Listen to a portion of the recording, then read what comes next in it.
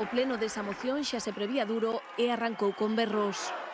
A nova alcaldesa, Mariola San Pedro, defendía a legitimidade do Partido Popular para lograr o goberno municipal. O Partido Popular pode decir alto e claro que é o equipo que representa a maioría da cidadanía de Ribeira, duplicando o número de concelleiros aos 2 seguintes. Para conseguir de novo a alcaldía, o Partido Popular precisou o apoio do partido Barbanza Independente, que naceu dunha escisión dos populares e que nas últimas eleccións municipais acadara 5 concelleiros. 4 asinaron a proposta de moción de censura. Tras as eleccións de 2023, o Partido Barbanza Independente apoiara o BNG para nomear alcalde a Luís Pérez e entraron no goberno. Os 2 concelleiros non adscritos, o PSOE e o BNG, puxeron en dúbida os motivos do cambio de apoios.